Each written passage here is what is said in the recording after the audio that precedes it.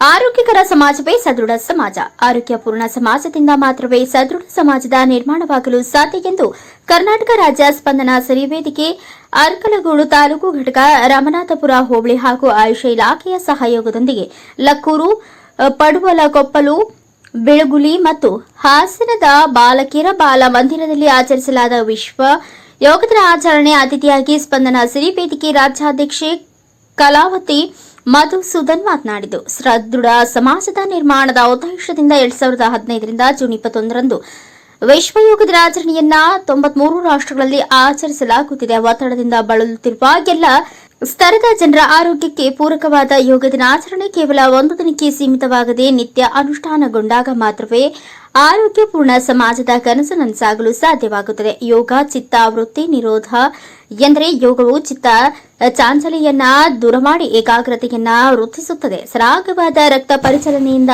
ಸಹನೆ ಸಂಯಮವನ್ನ ಮೂಡಿಸಿ ಸಮಾಧಾನ ಮತ್ತು ಆತ್ಮಸ್ಥೈರ್ಯವನ್ನ ಹೆಚ್ಚಿಸಿ ಯಾವುದೇ ಸಮಸ್ಯೆಗಳು ಅಸಮಾಧಾನದಿಂದ ಪರಿಹರಿಸಿಕೊಳ್ಳಲು ಸಹಕಾರಿ ವಾತಾವರಣವನ್ನ ನೆಮ್ಮದಿ ಶಾಂತಿಯಿಂದಿರಲು ಪೂರಕವಾಗುತ್ತದೆ. ಹಾಗಾಗಿ ವಿದ್ಯಾರ್ಥಿಗಳೊಂದಿಗೆ ಪೋಷಕರು, ಶಿಕ್ಷಕರು ಪಾಲ್ಗೊಂಡು ಇದರ ಪ್ರಯೋಜನ ಪಡೆಯುವಂತಾಗಬೇಕು. ಇದು ಕೇವಲ ಶಾಲಾ ಕಾಲೇಜುಗಳಷ್ಟೇ ಸೀಮಿತವಾಗದೆ ಎಲ್ಲ ಇಲಾಖೆಗಳಲ್ಲೂ ಆಚರಿಸುವಂತಾಗಬೇಕು. ಆರ್ಥಿಕತೆ ಅಭಿವೃದ್ಧಿ ಕಂಡಷ್ಟು ಆರೋಗ್ಯ ಅವನತಿಯತ್ತ ಸಾಗುತ್ತದೆ. ಕಷ್ಟಪಟ್ಟು ಸಂಪಾದನೆ ಮಾಡಿದರೂ ಅನುಭವಿಸುವಲ್ಲಿ ವಂಚಿತರಾಗುತ್ತಿದ್ದೇವೆ. ಹಾಗಾಗಿ ಸಾರ್ವತ್ರಿಕವಾಗಿ ಅನುಷ್ಠಾನಗೊಳ್ಳಬೇಕು. ಶಾಲೆಗಳಲ್ಲಿ ಶಿಕ್ಷಕರಿಗೆ ತರಬೇತಿಯನ್ನ ನೀಡಿ ಕಡ್ಡಾಯವಾಗಿ ನಿತ್ಯ ಅನುಸರಿಸುವಂತಾದಾಗ ಸರ್ಕಾರದ ಉದ್ದೇಶ ಫಲಕಾರಿಯಾಗುತ್ತದೆ ಎಂದು ಅಭಿಪ್ರಾಯಪಟ್ಟರು. ಮತ್ತು ಯೋಗ ಪ್ರಾಣಾಯಾಮ ಜ್ಞಾನಗಳನ್ನು ಮೂಡಿಸಿ ಅದರ ಮಹತ್ವ ಮತ್ತು ಪ್ರಯೋಜನವನ್ನ ಹೆಚ್ಚಿಸಿಕೊಂಡರು. ಕಾರ್ಯಕ್ರಮದಲ್ಲಿ ರಾಮನಾಥಪುರ ಹೋಬಳಿ ಅಧ್ಯಕ್ಷರಾದ ಕುಮಾರ್ ದೀಪ್ ನಿಸರ್ಗ, ಲಕ್ಕೂರ್ ಗ್ರಾಮ ಪಂಚಾಯಿತಿ ಅಧ್ಯಕ್ಷರಾದ ರಾಮೇಗೌಡ ಮತ್ತು ಮಾಜಿ ಅಧ್ಯಕ್ಷರು ಹಾಗೂ ಊರಿನ ಗಣ್ಯರು, ಮುಖ್ಯ ಶಿಕ್ಷಕರಾದ ಪುಷ್ಪವತಿ ಮತ್ತು ಶಿಕ್ಷಕ ವೃಂದದವರು, ಪೋಷಕರು ಪಾಲ್ಗೊಂಡರು.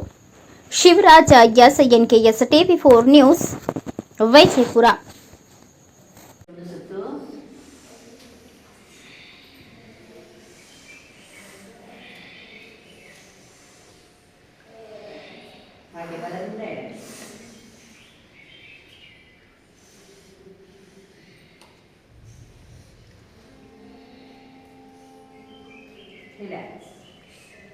ಇದರಿಂದ ಅವರಿಗೆ ವಂದನೆಗಳನ್ನು ಸಲ್ಲಿಸೋಣ.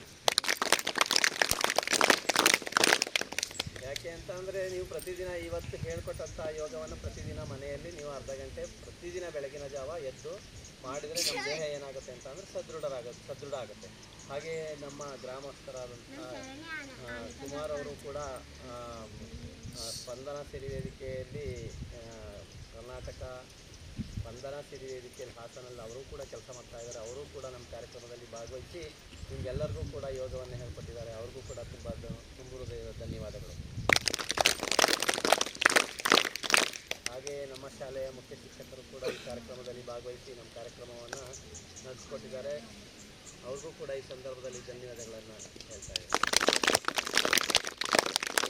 ಹಾಗೆ ನಮ್ಮ ಶಾಲೆಯ ಶಿಕ್ಷಕರು ಎಲ್ಲರೂ ಕೂಡ ಈ ವೇದಿಕೆಯಲ್ಲಿ ಮತ್ತು ಯೋಗದಲ್ಲಿ ಭಾಗವಹಿಸಿ ಯೋಗವನ್ನು ನಿಮಗೂ ಹೇಳಿಕೊಟ್ಟು ನಾವು ಕೂಡ ಇದರ ಉಪಯೋಗವನ್ನು ಪಡ್ಕೊಂಡಿದ್ದೀವಿ ಅಂತ ಹೇಳ್ತಾ ಅವರು ಕೂಡ ಧನ್ಯವಾದಗಳನ್ನು ಸಲ್ಲಿಸ್ತಾ ಇದ್ದಾರೆ.